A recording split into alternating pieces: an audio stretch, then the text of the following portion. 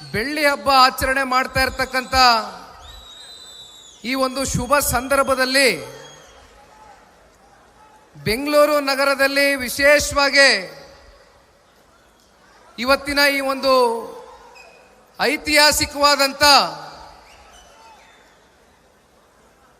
ಒಂದು ಮೈಲಿಗಲ್ಲು ಸಾಧನೆ ಮಾಡ್ತಾ ಇರತಕ್ಕಂಥ ಈ ಒಂದು ಕಾರ್ಯಕ್ರಮದಲ್ಲಿ ಭಾಗವಹಿಸಿರ್ತಕ್ಕಂಥ ಬೆಂಗಳೂರು ನಗರದ ಎಲ್ಲ ಪ್ರಜೆಗಳಿಗೆ ಪಕ್ಷದ ಒಬ್ಬ ಯುವ ಕಾರ್ಯಕರ್ತನಾಗಿ ಪಕ್ಷದ 25 ವರ್ಷ ಪೂರೈಸಿದ ಈ ಒಂದು ಶುಭ ಗಳಿಗೆಯಲ್ಲಿ ತಾವೆಲ್ಲರೂ ಕೂಡ ಬಂದು ಪಕ್ಷಕ್ಕೆ ಆಶೀರ್ವಾದವನ್ನು ಮಾಡುವ ಮೂಲಕ ಜನತಾದಳ ಪಕ್ಷದಲ್ಲಿ ನಾವೆಲ್ಲರೂ ನಿಮ್ಮ ಜೊತೆಯಲ್ಲಿ ಬೆಂಗಳೂರು ನಗರದ ಜೊತೆ ಇದ್ದೇವೆ, ಹಿಂದೆಯೂ ಇದ್ವಿ, ಮುಂದೆಯೂ ಇರ್ತೇವೆ ಅಂತಕ್ಕಂಥ ವಿಶ್ವಾಸವನ್ನು ತುಂಬಿಸಿರ್ತಕ್ಕಂಥ ಎಲ್ಲ ಬೆಂಗಳೂರಿನ ನನ್ನ ಮಹಾಜನತೆಗೆ ನನ್ನ ಕೋಟಿ ಕೋಟಿ ಪ್ರಣಾಮಗಳನ್ನ ಅರ್ಪಿಸುತ್ತಾ ವೇದಿಕೆ ಮೇಲೆ ಇವತ್ತಿನ ಈ ಕಾರ್ಯಕ್ರಮದ ಅಧ್ಯಕ್ಷತೆಯನ್ನು ವಹಿಸಿರ್ತಕ್ಕಂಥ ಪಕ್ಷದ ವರಿಷ್ಠರು, ಮಾಜಿ ಪ್ರಧಾನಮಂತ್ರಿಗಳು ಸನ್ಮಾನ್ಯ ಶ್ರೀ ದೇವೇಗೌಡರು ಸಾಹೇಬರ ಮಾರ್ಗದರ್ಶನದಲ್ಲಿ ಇವತ್ತಿನ ಈ ಕಾರ್ಯಕ್ರಮ ಪ್ರಾರಂಭ ಆಗಿದೆ.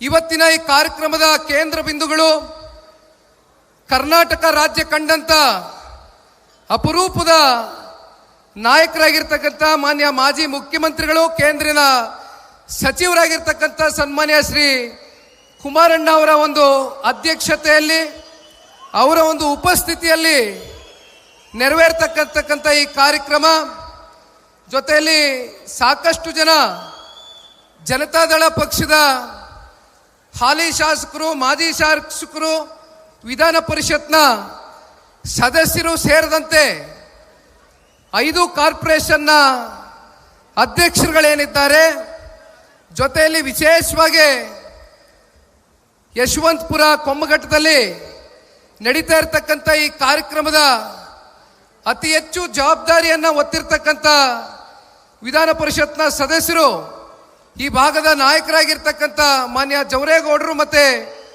ಕ್ಷೇತ್ರದ ಎಲ್ಲ ಮುಖಂಡರುಗಳು ಹಲವಾರು ದಿನಗಳಿಂದ 5 ಕಾರ್ಪೊರೇಷನ್ನ ಅಧ್ಯಕ್ಷರುಗಳ ಒಂದು ಸಹಕಾರದಿಂದ ಇವತ್ತು ಬಹಳ ದೊಡ್ಡ ಮಟ್ಟದಲ್ಲಿ ಒಂದು ಕಾರ್ಯಕ್ರಮವನ್ನು ಸಾಕಾರಗೊಳಿಸ್ತಕ್ಕಂಥದಕ್ಕೆ ನಿಮ್ಮೆಲ್ಲರ ಪ್ರಾಮಾಣಿಕ ಪ್ರಯತ್ನಕ್ಕೆ ಪಕ್ಷದ ಒಬ್ಬ ಯುವ ಕಾರ್ಯಕರ್ತನಾಗಿ ನಿಮ್ಮೆಲ್ಲರಿಗೂ ಕೂಡ ಧನ್ಯವಾದಗಳನ್ನ ತಿಳಿಸಲಿಕ್ಕೆ ಬಯಸ್ತೇನೆ. ಈಗಾಗಲೇ ಸಮಯ 1 ಗಂಟೆ ಆಗಿದೆ. ಇನ್ನು ಸನ್ಮಾನ್ಯ ದೇವೇಗೌಡರು ಸಾಹೇಬರು ಮತ್ತೆ ಅಂತಿಮವಾಗಿ ಸನ್ಮಾನ್ಯ ಕುಮಾರಣ್ಣ ಅವರ ಮಾತುಗಳನ್ನ ಕೇಳಲಿಕ್ಕೆ ತಾವೆಲ್ಲ ಸಹಸ್ರಾರು ಸಂಖ್ಯೆಯಲ್ಲಿ ಬಂದು ಸೇರಿದ್ದೀರಿ.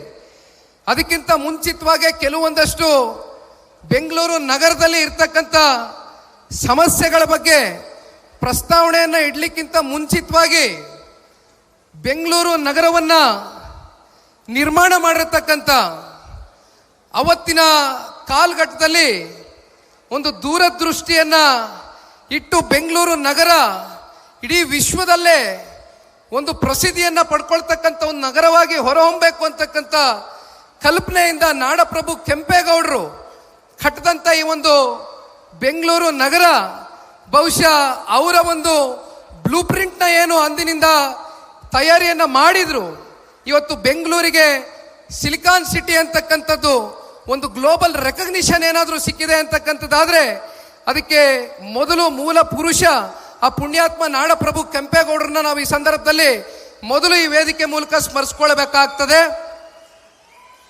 ಸಾಕಷ್ಟು ಜನ ಪಕ್ಷಾತೀತವಾಗಿ ಬೆಂಗಳೂರು ನಗರದ ಅಭಿವೃದ್ಧಿಗೆ ಒಂದೊಂದೇ ಇಟ್ಟಿಗೆಯನ್ನು ಇಡ್ತಾ, ಒಂದೊಂದೇ ಹೆಜ್ಜೆಯನ್ನು ಇಡ್ತಾ ಅಭಿವೃದ್ಧಿಗೆ ಸಾಕಷ್ಟು ಜನ ಸಹಕಾರವನ್ನು ಕೊಟ್ಟಿರ್ತಕ್ಕಂಥದ್ದು ಬೆಂಗಳೂರು ನಗರದ ಒಂದು ಇತಿಹಾಸ.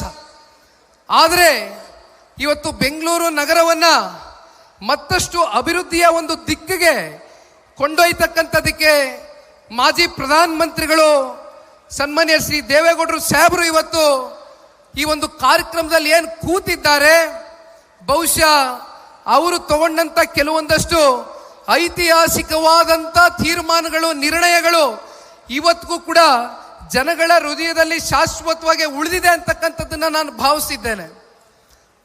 ಸನ್ಮಾನ್ಯ ದೇವೇಗೌಡರು ಸಾಹೇಬರು 94ನೇ ಇಸ್ವಿಯಲ್ಲಿ ಇವತ್ತೇನು ಸಾಕಷ್ಟು IT-BT ಸೆಕ್ಟರ್ಗೆ ಖ್ಯಾತಿಯನ್ನ ಹೊಂದಿರತಕ್ಕಂಥ ಬೆಂಗಳೂರು ನಗರ, ಅಂದಿನ ಕಾಲಘಟ್ಟದಲ್ಲಿ ಅವರು ಮುಖ್ಯಮಂತ್ರಿಗಳಾದಂಥ ಸಂದರ್ಭದಲ್ಲಿ ಸಿಂಗಾಪುರಿನ ಸರ್ಕಾರದ ಜೊತೆಯಲ್ಲಿ ಮಾತನಾಡಿ ಒಂದು ಖಾಸಗಿಯ ಒಂದು ಕಂಪ್ನಿಯನ್ನ ವೈಟ್ ಫೀಲ್ಡ್ನಲ್ಲಿ ITPL-ನಲ್ಲಿ 69 ಎಕರೆ ಭೂಮಿಯನ್ನ ಕೊಡುವ ಮೂಲಕ 40,000 ಜನ ಯುವಕರಿಗೆ ಅಂದಿನ ಕಾಲದಲ್ಲಿ ಉದ್ಯೋಗವನ್ನ ಕೊಡ್ತಕ್ಕಂಥ ಕೆಲಸ ಮಾಡಿದ್ದು ಇದೇ ಪುಣ್ಯಾತ್ಮ ಸನ್ಮಾನ್ಯ ದೇವೇಗೌಡರು ಸಾಹೇಬರು. ಅಲ್ಲಿಂದ ನಿಮಗೆ ಇತಿಹಾಸ ಗೊತ್ತಿದೆ. ಮತ್ತಷ್ಟು ಪ್ರೋತ್ಸಾಹವನ್ನ ಕೊಡಬೇಕು. IT-BT ಸೆಕ್ಟರ್ ಇಡೀ ದೇಶದಲ್ಲಿ ಬೆಂಗಳೂರು ನಗರದಲ್ಲಿ ಅತಿ ಹೆಚ್ಚು ಸ್ಥಾಪನೆ ಆಗಬೇಕು ಅಂತಕ್ಕಂಥ ಕಲ್ಪನೆಯಿಂದ ಒಂದು ಕನಸನ್ನ ಒತ್ತಿ ಸನ್ಮಾನ್ಯ ದೇವೇಗೌಡರು ಸಾಹೇಬರು ತೆರಿಗೆ ವಿನಾಯಿತಿಯನ್ನ ಘೋಷಣೆಯನ್ನ ಮಾಡ್ತಾರೆ, ಟ್ಯಾಕ್ಸ್ ಹಾಲಿಡೇನ ಡಿಕ್ಲೇರ್ ಮಾಡ್ತಾರೆ. ಅದರಿಂದ ಇವತ್ತು ಬೆಂಗಳೂರು ನಗರದಲ್ಲಿ ಸಾಕಷ್ಟು ದೊಡ್ಡ ದೊಡ್ಡ ಹೆಸರಾಂತ ಕಂಪ್ನಿಗಳು ಇವತ್ತು ಬೆಂಗಳೂರು ಅಂತಕ್ಕಂಥ ನಗರದಲ್ಲಿ ಸ್ಥಾಪನೆ ಆಗುವ ಮೂಲಕ ಸಾಕಷ್ಟು ಜನ ಯುವಕರಿಗೆ ಇಂದಿನ ದಿನದವರೆಗೂ ಕೂಡ ಉದ್ಯೋಗ ಸೃಷ್ಟಿಯಾಗಿರ್ತಕ್ಕಂಥದ್ದನ್ನ ನಾವೆಲ್ಲರೂ ಕೂಡ ನೋಡಿದ್ದೇವೆ. ಇವತ್ತು ಮಾತನಾಡ್ತೇವೆ. ಪ್ರತಿನಿತ್ಯ ಬೆಂಗಳೂರು ನಗರದಲ್ಲಿ ಓಡಾಡ್ತಕ್ಕಂಥ ಬೆಂಗಳೂರು ನಗರದ ಜನತೆಯ ಮೊದಲನೇ ಸಮಸ್ಯೆ ಏನಪ್ಪಾ ಅಂದ್ರೆ ಟ್ರಾಫಿಕ್ಕಿನ ಸಮಸ್ಯೆ. ನೀವು ಎಲ್ಲಿಂದ ಎಲ್ಲಿಗೆ ಹೋಗಬೇಕು ಅಂತ ಹೇಳಿದ್ರು ಗಂಟುಗಟ್ಟಲೆ ನೀವು ನಿಮ್ಮ 2 ವೀಲರ್ಗಳಲ್ಲಿ, ನಿಮ್ಮ 4 ವೀಲರ್ಗಳಲ್ಲಿ ಅಥವಾ ನೀವೇನು ಒಂದು ಮೆಟ್ರೋನಲ್ಲಿ ಹೋಗ್ತಕ್ಕಂಥದ್ದು ಒಂದು ಬಿಟ್ರೆ ಇವತ್ತು ಬಸ್ಗಳಲ್ಲಿ ಕೂಡ ನೀವು ಪ್ರಯಾಣವನ್ನ ಮಾಡಬೇಕಾದ್ರೆ ಗಂಟುಗಟ್ಟಲೆ ನೀವು ಟ್ರಾಫಿಕ್ನ ಸಮಸ್ಯೆಗೆ ಒಳಗಾಗಿದ್ದೀರಿ. ಸನ್ಮಾನ್ಯ ದೇವೇಗೌಡರು ಸಾಹೇಬರು ಬೆಂಗಳೂರು ನಗರದಲ್ಲಿ ಫ್ಲೈಓವರ್ ಅಂತಕ್ಕಂಥ ಕಾನ್ಸೆಪ್ಟ್ ಅನ್ನ ತಂದಂಥದ್ದು ಸಿರ್ಸಿ ಫ್ಲೈಓವರ್ ಬಹುಶಃ ಅದು ಸನ್ಮಾನ್ಯ ದೇವೇಗೌಡರು ಸಾಹೇಬರ ಕಾಲ್ಗಟ್ಟದಲ್ಲಿ ಬೆಂಗಳೂರು ನಗರಕ್ಕೆ ಮೊದಲನೆಯ ಫ್ಲೈಓವರ್ ಆದಂಥದ್ದು ಬಹುಶಃ ಅದು ಒಂದು ದೊಡ್ಡ ಇತಿಹಾಸ. ಈಗ ಬೇಸಿಗೆಗಾಲ ಬಂದಿದೆ. ಈಗ ಎಲ್ಲ ಜನಕ್ಕೆ, ಬೆಂಗಳೂರು ನಗರದ ಜನಕ್ಕೆ ಬೇಕಾಗಿರ್ತಕ್ಕಂಥದ್ದು ಕುಡಿಯುವ ನೀರು. ಆ ಕುಡಿಯುವ ನೀರನ್ನು ಕೂಡ ಸನ್ಮಾನ್ಯ ದೇವೇಗೌಡರು ಸಾಹೇಬರು 4ನೇ ಹಂತದ ಕಾವೇರಿಯ ಜಲದಿಂದ ಇವತ್ತು ಬೆಂಗಳೂರು ನಗರಕ್ಕೆ ನೀರನ್ನ ಕೊಡ್ತಕ್ಕಂಥ ಕೆಲಸವೂ ಕೂಡ ಆದಂಥದ್ದು ಅವರ ಒಂದು ಕಾಲ್ಗಟ್ಟದಲ್ಲಿ. ಬಹುಶಃ ನಾವು ಮಾತನಾಡ್ತಾ ಹೋದ್ರೆ ಒಂದು 100 ಪುಟಗಳು 1000 ಪುಟಗಳಷ್ಟು ಇವತ್ತು ದೇವೇಗೌಡರು ಸಾಹೇಬರ ಒಂದು ಸಾಧನೆ ಬೆಂಗಳೂರು ನಗರಕ್ಕೆ ನಿಜಕ್ಕೂ ಕೂಡ ಸೂರ್ಯ ಚಂದ್ರ ಹುಟ್ಟತಕ್ಕಂಥದ್ದು ಎಷ್ಟು ಸತ್ಯವೋ ಅಷ್ಟೇ ಸತ್ಯ. ಸನ್ಮಾನ್ಯ ದೇವೇಗೌಡರ ಬೆಂಗಳೂರು ನಗರಕ್ಕೆ ಕೊಟ್ಟಿರ್ತಕ್ಕಂಥ ಕೊಡುಗೆನ ಯಾರು ಕೂಡ ಅಳಿಸ್ಲಿಕ್ಕಾಗೋದಿಲ್ಲ, ಮರೆಮಾಚಲಿಕ್ಕಾಗೋದಿಲ್ಲ. ಅದರ ಮುಂದುವರೆದ ಭಾಗದಲ್ಲಿ ಸನ್ಮಾನ್ಯ ಕುಮಾರಣ್ಣ ಅವರ ಕಾಲ್ಗಟ್ಟದಲ್ಲಿ ಅತ್ಯಂತ ಅಲ್ಪಾವಧಿಯ ಸರ್ಕಾರ 20 ತಿಂಗಳ ಕಾಲ್ಗಟ್ಟದಲ್ಲಿ ಆ ಒಂದು ಸರ್ಕಾರ ಕುಮಾರಣ್ಣ ಅವರು ಸಮ್ಮಿಶ್ರ ಸರ್ಕಾರದ ಸಂದರ್ಭದಲ್ಲಿ BBMPಯನ್ನ ರಚನೆ ಮಾಡ್ತಾರೆ. 7 ನಗರಸಭೆ 110 ಹಳ್ಳಿಗಳನ್ನ ಸೇರಿ BBMPಯನ್ನ ರಚನೆ ಮಾಡುವ ಮೂಲಕ ಬೆಂಗಳೂರಿನ ಅಭಿವೃದ್ಧಿಯ ದಿಕ್ಕಿಗೆ ಕೊಂಡೊಯ್ತಕ್ಕಂಥದಕ್ಕೆ ಕೆಲಸ ಸನ್ಮಾನ್ಯ ಕುಮಾರಣ್ಣ ಅವರ ಕಾಲ್ಗಟ್ಟದಲ್ಲಿ ಆಗಿರ್ತಕ್ಕಂಥದ್ದು. ಜೊತೆಯಲ್ಲಿ ಮೆಟ್ರೋ ಅಂತಕ್ಕಂಥದ್ರ ಬಗ್ಗೆ ನಾವು ಇವತ್ತೇನು ಚರ್ಚೆಯನ್ನ ಮಾಡ್ತೇವೆ, ಅದಕ್ಕೆ ಹಸಿರು ನಿಶಾನೆಯನ್ನ ಸನ್ಮಾನ್ಯ ಕುಮಾರಣ್ಣ ಅವರ ಕಾಲ್ಗಟ್ಟದಲ್ಲಿ ಶಂಕುಸ್ಥಾಪನೆಯನ್ನ ಮಾಡುವ ಮೂಲಕ ಮೆಟ್ರೋಗೆ ಚಾಲನೆಯನ್ನ ಕೊಟ್ಟಂಥದ್ದು. ಈ ರೀತಿ ಮಾತನಾಡ್ತಾ ಹೋದ್ರೆ ಬಹುಶಃ ಈ ವೇದಿಕೆಯಲ್ಲಿ ಇನ್ನು ಗಂಟುಗಟ್ಟಲೆ ಪುಟಗಟ್ಟಲೆ ಇವತ್ತು ಸನ್ಮಾನ್ಯ ದೇವೇಗೌಡರು ಕುಮಾರಣ್ಣ ಅವರ ಸಾಧನೆಗಳನ್ನ ಎಳೆಯಾಗಿ ಬಿಡಿಸಿ ತಿಳಿಸಬಹುದು. ಆದ್ರೆ ಇವತ್ತು ನಮ್ಮ ಮುಂದೆ ಬಂದಿರತಕ್ಕಂಥ ಯಕ್ಷ ಪ್ರಶ್ನೆ ಏನಪ್ಪಾ ಅಂದ್ರೆ, ಕಾಂಗ್ರೆಸ್ನ ಈ ಒಂದು ಆಡಳಿತದಲ್ಲಿ ಇವತ್ತು ಬೆಂಗಳೂರು ನಗರ ಸಂಪೂರ್ಣವಾಗಿ ಅಭಿವೃದ್ಧಿ ಅಂತಕ್ಕಂಥದ್ದು ಕುಸಿದು ಹೋಗಿದೆ. ಅಭಿವೃದ್ಧಿ ಅಂತಕ್ಕಂಥದ್ದು ಸಂಪೂರ್ಣ ಬೆಂಗಳೂರು ಅಂತಕ್ಕಂಥ ನಗರದಲ್ಲಿ ಬೆಂಗಳೂರಿನ ಜನತೆ ಅಭಿವೃದ್ಧಿಗೆ ವಂಚಿತರಾಗಿದ್ದಾರೆ. ಇವತ್ತು ಇದು ಕಾಂಗ್ರೆಸ್ನ ಏನು ಪಾಪ ಕುಮಾರಣ್ಣ ಅವರು BBMP ಅಂತಕ್ಕಂಥದ್ದನ್ನ ರಚನೆ ಮಾಡಿದ್ರು. ಇವತ್ತು ನಾವು ನೋಡ್ತಾ ಇದ್ದೇವೆ ಕಾಂಗ್ರೆಸ್ನವರ ಸಾಧನೆ ಏನಪ್ಪಾ ಅಂತ ಹೇಳಿದ್ರೆ BBMP ಅಂತಕ್ಕಂಥದ್ದನ್ನ ಇವತ್ತು ಹೆಸರು ಬದಲಾವಣೆ ಮಾಡಿ GBA ಅಂತಕ್ಕಂಥದ್ದನ್ನ ಹೊಸದಾಗಿ ನೇಮಕಾತಿ ಮಾಡಿ ಘೋಷಣೆ ಮಾಡಿದ್ದಾರೆ. ಜಿ ಅಂದ್ರೆ ಏನಪ್ಪ ಅಂದ್ರೆ ಗಾರ್ಬೇಜು, ಬಿ ಅಂದ್ರೆ ಏನಪ್ಪ ಅಂದ್ರೆ ಬ್ಯಾಡ್ ರೋಡ್ಸ್, ಎ ಅಂದ್ರೆ ಏನಪ್ಪ ಅಂದ್ರೆ ಎ ಖಾತೆ ಸ್ಕ್ಯಾಮ್. ಇದು ಕಾಂಗ್ರೆಸ್ನ ಈ ಆಡಳಿತದಲ್ಲಿ ಬೆಂಗಳೂರು ನಗರದ ಜನತೆಗೆ ಕೊಡ್ತಾ ಇರ್ತಕ್ಕಂಥ ಕೊಡುಗೆ. ಬೆಂಗಳೂರು ಅಂತಕ್ಕಂಥ ನಗರ ಇವತ್ತು ಇಡೀ ವಿಶ್ವದಲ್ಲೇ ಒಂದು ಗ್ಲೋಬಲ್ ರೆಕಗ್ನಿಷನ್ ಸಿಕ್ಕಿದೆ. ಆದರೆ ಇಂಥ ಒಂದು ನಗರಕ್ಕೆ ನೀವು ಪಾಪ ಸರ್ಕಾರದವರು ಸಾಕಷ್ಟು ಗ್ಲೋಬಲ್ ಇನ್ವೆಸ್ಟರ್ ಮೀಟ್ಗಳನ್ನ ಕರಿತೀರಿ. ಆದರೆ ಗ್ಲೋಬಲ್ ಇನ್ವೆಸ್ಟರ್ ಮೀಟ್ಗಳನ್ನ ಕೇವಲ ಕಾಟಾಚಾರಕ್ಕೆ ಕರೀತಕ್ಕಂಥದ್ದು, ಅವರಿಗೆ ಯಾವುದೇ ರೀತಿಯಾದಂಥ ಇನ್ಫ್ರಾಸ್ಟ್ರಕ್ಚರ್ಗಳು, ಇವತ್ತೇನು ಮೂಲಭೂತ ಸೌಕರ್ಯಗಳು ಆ ಕಂಪ್ನಿ ಬಂದು ಬೆಂಗಳೂರಿನಲ್ಲಿ ನೆಲೆಸಬೇಕು ಅಂತಕ್ಕಂಥದ್ದಾದರೆ ಅವ್ರಿಗೆ ಇನ್ಫ್ರಾಸ್ಟ್ರಕ್ಚರ್ನ ಪ್ರಾವಿಷನ್ ಮಾಡಬೇಕಾಗಿದೆ. ಆದರೆ ಇಲ್ಲಿವರೆಗೂ ಈ ರಾಜ್ಯ ಸರ್ಕಾರ ಎಷ್ಟು ಹೊಸ ಹೊಸ ಕಂಪ್ನಿಗಳನ್ನ ಇವತ್ತು ಕರೆತರಲಿಕ್ಕಾಗಿದೆ ಅಂತಕ್ಕಂಥ ಯಕ್ಷ ಪ್ರಶ್ನೆ. ಅದೇ ನಮ್ಮ ಪಕ್ಕದ ಆಂಧ್ರ ಪ್ರದೇಶಿನ ರಾಜ್ಯ, ಅಲ್ಲಿ ಒಂದು ಹೊಸ ಪಾಲಿಸಿನೇ ತಗೊಂಡು ಬಂದಿದ್ದಾರೆ ಅಲ್ಲಿರ್ತಕ್ಕಂಥ ಸರ್ಕಾರ. ಪೈಸೆ ಲೆಕ್ಕಾಚಾರದಲ್ಲಿ ಭೂಮಿಯನ್ನ ಕೊಡ್ತೇವೆ, ಕಂಪ್ನಿಗಳು ಬನ್ನಿ ಆಂಧ್ರ ಪ್ರದೇಶಕ್ಕೆ ಅಂತ ತುಂಬು ಹೃದಯದಿಂದ ಸ್ವಾಗತ ಮಾಡಿ ಕರೀತಾ ಇದ್ದಾರೆ. ಆದರೆ ಪಾಪ ಇಲ್ಲಿ ಒಬ್ರು ಇದ್ದಾರೆ, ಮಹಾನ್ ನಾಯಕರು, ಉಪಮುಖ್ಯಮಂತ್ರಿಗಳು, ಬೆಂಗಳೂರು ನಗರದ ಉಸ್ತುವಾರಿ ಮಂತ್ರಿಗಳು. ಇತ್ತೀಚಿನ ದಿನಗಳಲ್ಲಿ ಒಂದು ಘಟನೆ ನಡೀತು. ಬಹುಶಃ ಇಲ್ಲಿ ಮಾಧ್ಯಮದ ಸ್ನೇಹಿತರು ಕೂತಿದ್ದಾರೆ, ನಾನೊಂದು ಪತ್ರಿಕಾಗೋಷ್ಠಿಯನ್ನ ಕರೆದು ಆ ಘಟನೆ ಬಗ್ಗೆ ಸಂಪೂರ್ಣವಾಗಿ ವಿವರಿಸಿದ್ದೆ. ಏನಪ್ಪ ಆ ಘಟನೆ ಅಂದ್ರೆ, ಔಟರ್ ರಿಂಗ್ ರೋಡ್ ನಲ್ಲಿ ಬೆಂಗಳೂರಿಗೆ ದೊಡ್ಡ ದೊಡ್ಡ ಕಂಪ್ನಿಗಳ ಕಡೆಯಿಂದ ಪ್ರತಿ ವರ್ಷವೂ ಕೂಡ ಸರ್ಕಾರಕ್ಕೆ ಒಂದು ತೆರಿಗೆ ಮೂಲದಲ್ಲಿ 800ರಿಂದ 900 ಕೋಟಿ ರೂಪಾಯಿಯಷ್ಟು ಟ್ಯಾಕ್ಸ್ ಕಲೆಕ್ಷನ್ ಅನ್ನ ಮಾಡ್ತಾರೆ. ಆದ್ರೆ ಅಂತ ಒಂದು ದೊಡ್ಡ ಕಂಪ್ನಿಗಳು ಇರ್ತಕ್ಕಂಥ ಆ ಒಂದು ಜಾಗದಲ್ಲಿ, ಆ ಒಂದು ಔಟರ್ ರಿಂಗ್ ರೋಡ್ ಅಲ್ಲಿ ಒಬ್ಬ ದೊಡ್ಡ ಕಂಪ್ನಿಯ ಸಿಇಒ ಒಂದು ಎಕ್ಸ್ ಖಾತೆನಲ್ಲಿ ಒಂದು ಟ್ವೀಟ್ ಅನ್ನ ಮಾಡ್ತಾರೆ. ಪ್ರತಿನಿತ್ಯ ನಮ್ಮ ಆಫೀಸ್ನಲ್ಲಿ ಕೆಲಸ ಮಾಡ್ತಕ್ಕಂಥವ್ರು, ನಮ್ಮ ಕಂಪ್ನಿನಲ್ಲಿ ಕೆಲಸ ಮಾಡ್ತಕ್ಕಂಥವ್ರು ಪ್ರತಿನಿತ್ಯ ಏನು ಮನೆಯಿಂದ ಆಫೀಸ್ಗೆ ಬರ್ತಾರೆ, ಆಫೀಸಿಂದ ಮನೆಗೆ ತೆರಳ್ತಾರೆ. ಇಲ್ಲಿ ರಸ್ತೆ ಯಾವುದು, ಅಥವಾ ಇಲ್ಲಿ ಚರಂಡಿ ಎಲ್ಲಿದೆ, ಅಥವಾ ಇಲ್ಲಿ ಯಾವ ರೀತಿ ನಾವು ಸಂಚರಿಸಬೇಕು ಅಂತಕ್ಕಂಥದ್ದು ಗೊತ್ತಾಗ್ತಾ ಇಲ್ಲ. ಸಿಕ್ಕಾಪಟ್ಟೆ ಧೂಳು ಎದ್ದೇಳ್ತದೆ. ಮಗಕ್ಕೆ ಕರ್ಚೀಫ್ ಕಟ್ಕೊಂಡು ಬಟ್ಟೆ ಕಟ್ಕೊಂಡು ನಮ್ಮ ಕಂಪ್ನಿಯವರು 2 ತಾಸು 2 ಗಂಟೆ ಇವತ್ತು ಪ್ರತಿನಿತ್ಯ ಮನೆಯಿಂದ ಆಫೀಸ್ಗೆ, ಆಫೀಸಿಂದ ಮನೆಗೆ ಸಂಚಾರ ಮಾಡ್ತಕ್ಕಂಥ ಪರಿಸ್ಥಿತಿ ಔಟರ್ ರಿಂಗ್ ರೋಡ್ ಅಲ್ಲಿ ನಿರ್ಮಾಣ ಆಗಿದೆ ಅಂತಕ್ಕಂಥ ಅಸಹಾಯಕದ ಮಾತುಗಳನ್ನ ಆ ಕಂಪನಿಯ ಒಬ್ಬ ಸಿಇಒ ಆಡಿದಂಥ ಸಂದರ್ಭದಲ್ಲಿ ಈ ರಾಜ್ಯವನ್ನ, ಜೊತೆಯಲ್ಲಿ ಬೆಂಗಳೂರು ನಗರವನ್ನ ಪಾಪ ಪ್ರತಿನಿಧಿಸ್ತಾ ಇರ್ತಕ್ಕಂಥ ಉಸ್ತುವಾರಿ ಮಂತ್ರಿಗಳ ಕಡೆಯಿಂದ ನಾವೆಲ್ಲ ಏನು ಅಪೇಕ್ಷೆಯನ್ನ ಇಟ್ಕೊಳ್ಬೇಕಾಗಿತ್ತು ಅಂತ ಕಂಪನಿಯ ಒಂದು ಸಿಇಒಗೆ ಸೌಹಾರ್ದಿತ್ವ ಕರೆದು ಭೇಟಿ ಮಾಡಿ, ಅಟ್ಲೀಸ್ಟ್ ಕನಿಷ್ಠ ಪಕ್ಷ ನನಗೊಂದು ಸಮಯ ಅವಕಾಶ ಕೊಡಿ, ಮುಂದಿನ ದಿನಗಳಲ್ಲಿ ಇವೆಲ್ಲವನ್ನ ಸರಿಪಡಿಸ್ಕೊಡ್ತೇನೆ, ಮತ್ತೆ ಇನ್ ಯಾವುದೇ ರೀತಿ ನೀವು ದುಡುಕಿ ನಿರ್ಧಾರವನ್ನು ತಗೊಂಡ್ಬೇಡಿ, ನಮ್ಮ ಬೆಂಗಳೂರು ನಗರದಲ್ಲೇ ಇರಬೇಕು ಅಂತಕ್ಕಂಥ ಆತ್ಮವಿಶ್ವಾಸವನ್ನು ಮೂಡಿಸ್ಬೇಕಾಗಿತ್ತು. ಅಥವಾ ಅವರ ಹೇಳಿಕೆ ಬಹುಶಃ ನ್ಯಾಷನಲ್ ಮೀಡಿಯಾಗಳೆಲ್ಲ ದೊಡ್ಡ ಚರ್ಚೆ ಆಯ್ತು. ಯಾವ ಒಂದು ಕಂಪ್ನಿ ಸಿಇಒ ಅವನ ಅಸಹಾಯಕತೆಯನ್ನು ಹೊರಗಾಕ್ದ, ಅವನನ್ನ ನೀನು ಬೇಕಾದ್ರೆ ಈ ಬೆಂಗಳೂರು ನಗರದಲ್ಲಿ ಇದ್ರಷ್ಟು ಬಿಟ್ರಷ್ಟು ನೀನು ಹೋಗಬಹುದು, ನನಗೆ ಬ್ಲ್ಯಾಕ್ ಮೇಲ್ ಅಂತಕ್ಕಂಥದ್ದು ನಡೆಯೋದಿಲ್ಲ ಅಂತಕ್ಕಂಥ ಧಮಕಿಯನ್ನ ಹಾಕಿ ದೌರ್ಜನ್ಯವನ್ನ ಎಸೆತಾ ಇರ್ತಕ್ಕಂಥ ಪಾಪ ನಮ್ಮ ಉಪಮುಖ್ಯಮಂತ್ರಿಗಳು. ಇದನ್ನೇ ನೋಡ್ತಾ ಕಾದು ಕುಳ್ತಾ ಆಂಧ್ರ ಪ್ರದೇಶಿನ ಮುಖ್ಯಮಂತ್ರಿಗಳು ಚಂದ್ರಬಾಬು ನಾಯ್ಡುರವರ ಸುಪುತ್ರರು ಅವರು ಅದಕ್ಕೆ ಮತ್ತೆ ಮರು ಟ್ವೀಟ್ ಅನ್ನ ಮಾಡ್ತಾರೆ.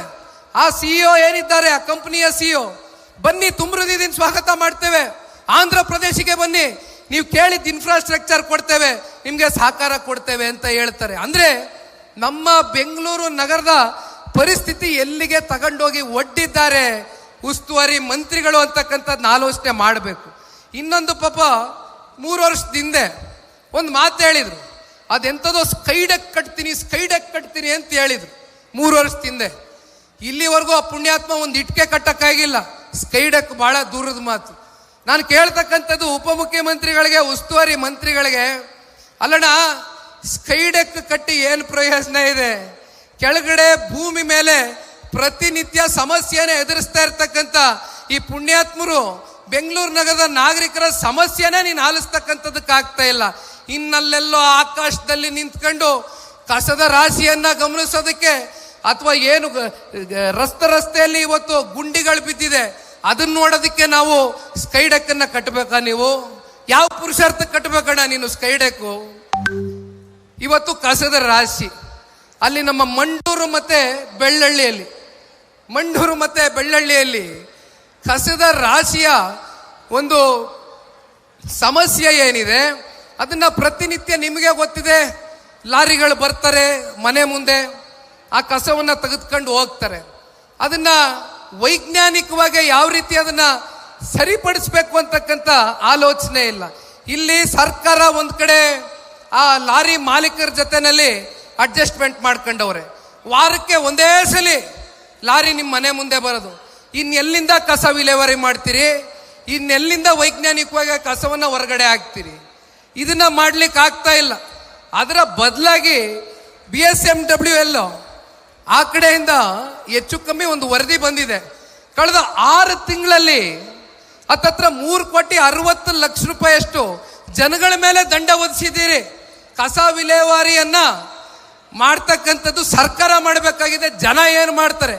ಅಂತಿಮವಾಗಿ ಅಲ್ಲಿ ಮಂಡೂರಲ್ಲಿ ಬೆಳ್ಳಳ್ಳಿಯಲ್ಲಿ ಪ್ರತಿಭಟನೆ ಮಾಡಿ ಜನ ಚೀಮಾರಿ ಹಾಕಿ ಓಡಿಸಿದ್ದಾರೆ ಆ ಲಾರಿ ಅವ್ರನ್ನ.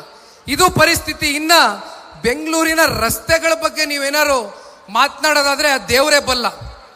ಎಷ್ಟು ಗುಂಡಿಗಳು ಬಿದ್ದಿದೆ ಅಂದ್ರೆ ಅಧಿಕೃತವಾಗಿ BBMP ಅಧಿಕಾರಿಗಳು ಒಂದು 14,000 ರಿಂದ 15,000 ಗುಂಡಿ ಅಂತಾರೆ.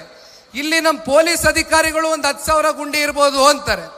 ಇನ್ನೊಂದು ಕಡೆ ಈ BBMP ಅಧಿಕಾರಿಗಳು ಒಂದು ಹೇಳ್ತಾರೆ, ಒಂದು 280 ರಿಂದ 300 ಗುಂಡಿಗಳನ್ನ ಯಾವ ಕಾರಣಕ್ಕೂ ಕೂಡ ನಾವು ಮುಚ್ಚಲಿಕ್ಕೆ ಆಗೋದಿಲ್ಲ, ಇದಕ್ಕೆ ಏನ್ ಮಾಡಬೇಕು ಅಂತಾನೆ ಗೊತ್ತಿಲ್ಲ ಅಂತಾರೆ.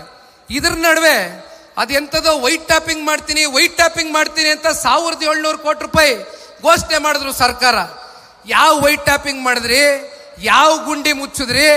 ಬೆಂಗಳೂರು ನಗರದ ನಾಗರಿಕರು ಹತ್ತತ್ರ 200ಕ್ಕೂ ಹೆಚ್ಚು ಜನ ಅಪಘಾತದಲ್ಲಿ ಅಮಾಯಕರು ಪ್ರಾಣ ಕಳ್ಕೊಂಡಿದ್ದಾರೆ. ಇದು ಬೆಂಗಳೂರು ನಗರದ ಪರಿಸ್ಥಿತಿ.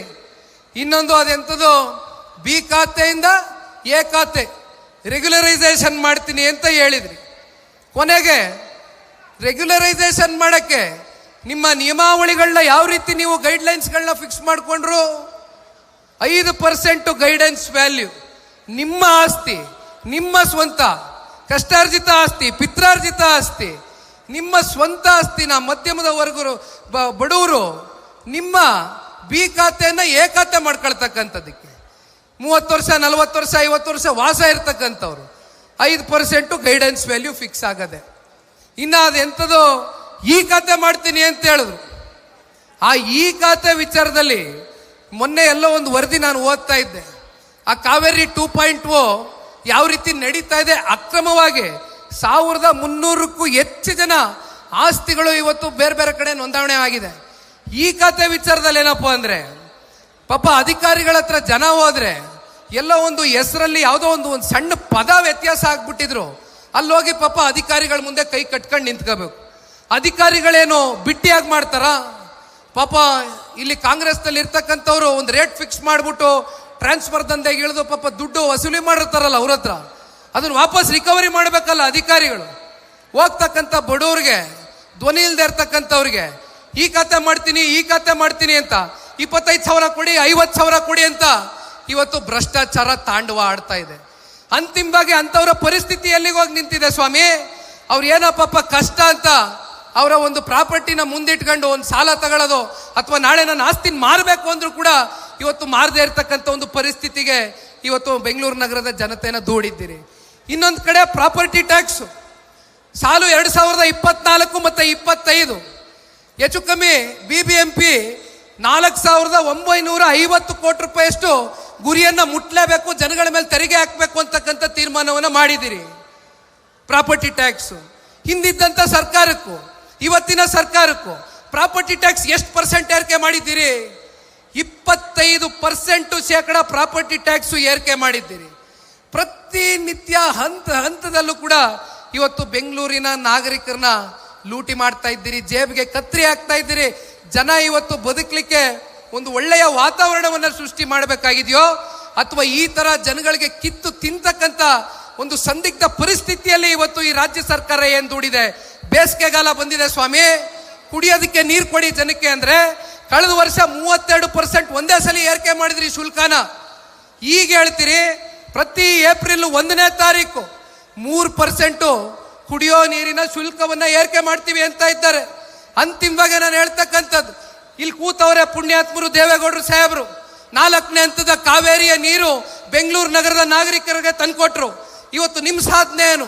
5ನೇ ಹಂತದ ಕಾವೇರಿ ನೀರನ್ನ ಯಾವಾಗ ಬೆಂಗಳೂರು ನಗರಕ್ಕೆ ತಗೊಂಡು ಬಂದು ಕೊಡ್ತೀರಿ ಅಂತಕ್ಕಂಥದ್ದು ಇವತ್ತು ಬೆಂಗಳೂರಿನ ಜನತೆ ಪ್ರಶ್ನೆ ಮಾಡಬೇಕೋ ಬೇಡವೋ ಇವತ್ತು ಈ ಸಂದರ್ಭದಲ್ಲಿ. ಈ ರೀತಿ ಮಾತನಾಡ್ತಾ ಹೋದ್ರೆ ಬಹುಶಃ ಪುಟ್ಟಗಟ್ಲೆ ಮಾತನಾಡಬಹುದು. ಆದರೆ ಒಂದು ನಾನು ಇಲ್ಲೆಲ್ಲರಿಗೂ ಹೇಳ್ತಕ್ಕಂಥದ್ದು, ದಯಮಾಡಿ ಒಂದನ್ನ ಅರ್ಥ ಮಾಡ್ಕೊಳ್ಳಿ. ಹೌದು, GBA ಚುನಾವಣೆ ಇದೆ. GBA ಚುನಾವಣೆ ಈ ರಾಜ್ಯ ಸರ್ಕಾರ ನಡೆಸಬೇಕು ಅಂತಕ್ಕಂಥ ಮನಸ್ಥಿತಿಯಲ್ಲಿ ಇಲ್ಲದೆ ಹೋದ್ರೂ ಕೂಡ ಈಗಾಗಲೇ ಸುಪ್ರೀಂ ಕೋರ್ಟ್ ಛೀಮಾರಿ ಹಾಕಿದೆ, GBA ಚುನಾವಣೆ ನಡೆಸಿ ಅಂತ ಹೇಳ್ತಾ ಇದೆ. ನಾವು ಯಾವಾಗಲೂ ವೇದಿಕೆ ಮೇಲೆ ನಿಂತಾಗ ಮಾತನಾಡ್ತಾ ಇರ್ತೇವೆ, ಕಾರ್ಯಕರ್ತರ ಸಭೆಗಳಲ್ಲಿ ಉದ್ದುದ್ದ ಭಾಷಣ ಮಾಡ್ತಾ ಇರ್ತೇವೆ, ಹೊಸಬ್ರು ರಾಜಕಾರಣಕ್ಕೆ ಬರಬೇಕು ಅಂತ ಹೇಳ್ತೇವೆ, ಹೊಸ ಆಲೋಚನೆಗಳು ರಾಜಕಾರಣಕ್ಕೆ ಪ್ರವೇಶ ಮಾಡಬೇಕು ಅಂತೇವೆ, ಹೊಸ ಚಿಂತನೆಗಳು ರಾಜಕಾರಣಕ್ಕೆ ಕಾಲಿಡಬೇಕು ಅಂತ ಹೇಳ್ತೇವೆ. ಆದರೆ BBMP ಚುನಾವಣೆ ನಡೆಸಿ ಸರಿಸುಮಾರು 11 ವರ್ಷ ಆಗಿದೆ. ಈಗ GBA ಚುನಾವಣೆ ನಡೆಸಬೇಕು ಅಂತಕ್ಕಂಥ ಆದೇಶ ಹೊರಡಿಸಿ ಡಿಲಿಮಿಟೇಷನ್ ಆಗಿ, ರಿಸರ್ವೇಷನ್ ಆಗಿ, ಫೈನಲ್ ನೋಟಿಫಿಕೇಶನ್ ಆಗಿದ್ರು ಕೂಡ ಈಗಲೂ ಕೂಡ ರಾಜ್ಯ ಸರ್ಕಾರ GBA ಚುನಾವಣೆಯನ್ನ ದಿನಾಂಕವನ್ನ ಘೋಷಣೆ ಮಾಡ್ತಕ್ಕಂಥದಕ್ಕೆ ಮೀನಾಮೇಷ ಎಣಿಸ್ತಾ ಇದೆ ಅಂತಕ್ಕಂಥದ್ದಾದ್ರೆ ಇದರಲ್ಲಿ ನಾವು ನೀವು ಅರ್ಥ ಮಾಡ್ಕೊಳ್ಬೇಕಾಗಿರ್ತಕ್ಕಂಥದ್ದು, GBA ಚುನಾವಣೆಯಲ್ಲಿ ಬೆಂಗಳೂರು ನಗರದ ಜನತೆ ದಯಮಾಡಿ ಕೈ ಜೋಡಿಸಿ ಮನವಿ ಮಾಡ್ತೇನೆ.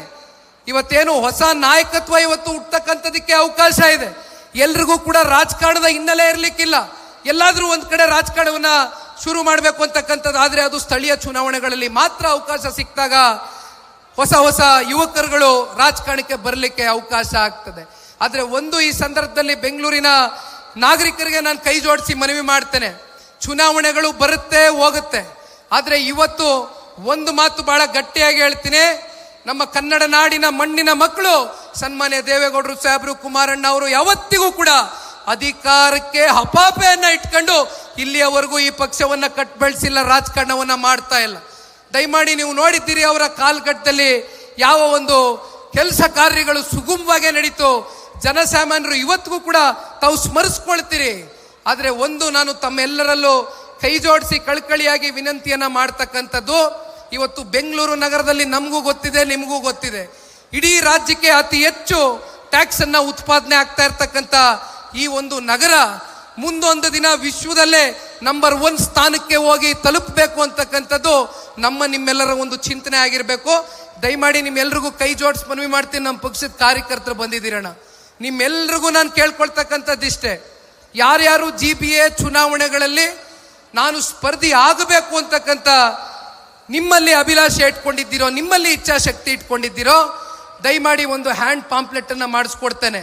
ನಿಮ್ಮ ವಾರ್ಡ್ಗೆ ಸೀಮಿತವಾಗಿ ದಯವಿಟ್ಟು ಹೋಗಿ ದೇವೇಗೌಡರು ಸಾಹೇಬರು, ಕುಮಾರಣ್ಣ ಅವರ ಕಾಲ್ಗಟ್ಟದಲ್ಲಿ ಆಗಿರ್ತಕ್ಕಂಥ ಅನೇಕ ಬೆಂಗಳೂರು ನಗರದ ಡೆವಲಪ್ಮೆಂಟ್ಗೆ ಸಂಬಂಧಪಟ್ಟಂತ ಕಾಮಗಾರಿಗಳ ಬಗ್ಗೆ ದಯವಿಟ್ಟು ಬೆಂಗಳೂರಿನ ನಗರದ ಜನತೆಯ ಸಮೀಪಕ್ಕೆ ಹೋಗಿ ತಿಳಿಸಿ ಅವ್ರಿಗೆ ಈ ರೀತಿ ನಮ್ಮ ಕಾಲ್ಗಟ್ಟದಲ್ಲಿ ಕೆಲಸ ಮಾಡಿದ್ದೇವೆ, ದಯವಿಟ್ಟು ನಮ್ಮನ್ನ ಗುರುತಿಸಿ ಅಂತಕ್ಕಂಥದ್ದನ್ನ ನೀವು ನಿಮ್ಮ ವಾರ್ಡ್ಗಳಲ್ಲಿ ಆ ಭಾಗದ ನಿಮ್ಮ ಜನಸಂಖ್ಯೆ 20,000 ಇದೆಯೋ, 30,000 ಇದೆಯೋ, 40,000 ಇದೆಯೋ, ಇವತ್ತು 20,000ಕ್ಕೂ ಇಳಿದಿದೆ, 17,000ಕ್ಕೂ ಇಳಿದಿದೆ.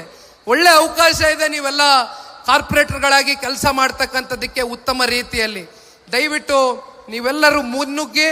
ಆದರೆ ಇಲ್ಲಿ ಯಾರು ಕೂಡ ಮನಸ್ಸಲ್ಲಿ ಬರೀ ಏನಪ್ಪ ಯಾರಿಗೆ ಟಿಕೆಟ್ ಸಿಗುತ್ತೋ ಏನೋ ಅಂತಕ್ಕಂಥದ್ದನ್ನ ದಯವಿಟ್ಟು ಮನಸ್ಸಿಂದ ತೆಗೆದುಬಿಡಿ. ಯಾರು ಜನರ ಜೊತೆ ನಿಮ್ಮ ವಾರ್ಡ್ ಮಟ್ಟದಲ್ಲಿ ನಿರಂತರವಾಗಿ ಸಂಪರ್ಕದಲ್ಲಿ ಇರ್ತೀರಿ, ನಿರಂತರವಾಗಿ ಜನಗಳ ಸಮಸ್ಯೆಯನ್ನ ಆಲಿಸ್ತೀರಿ.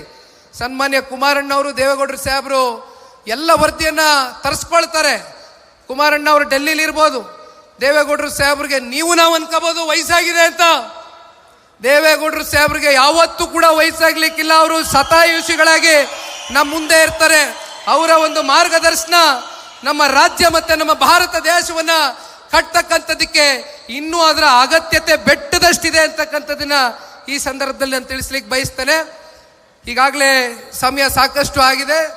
ಸನ್ಮಾನ್ಯ ಕುಮಾರಣ್ಣ ಅವರು ಮತ್ತೆ ದೇವೇಗೌಡರು ಸಾಹೇಬರು ಮಾತನಾಡ್ತಾರೆ. ತಾವೆಲ್ಲರೂ ಕೂಡ ದಯವಿಟ್ಟು ಇವತ್ತು ಬಹಳ ದೊಡ್ಡ ಸಂಖ್ಯೆಯಲ್ಲಿ ಬಂದು ಸೇರಿದ್ದೀರಿ.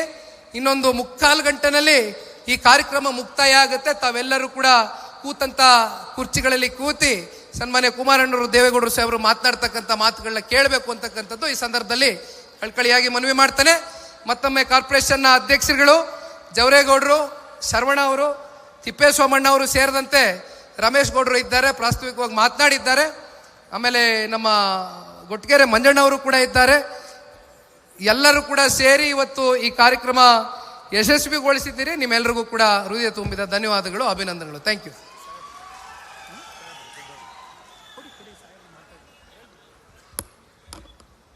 ಈಗ ಪೂಜ್ಯ ದೇವೇಗೌಡರು ಸಾಹೇಬರು ಮಾತನಾಡ್ತಾರೆ. ಈಗ ಏನು ನಮ್ಮ ಪಕ್ಷ ಇವತ್ತು ಬೆಳ್ಳಿಯ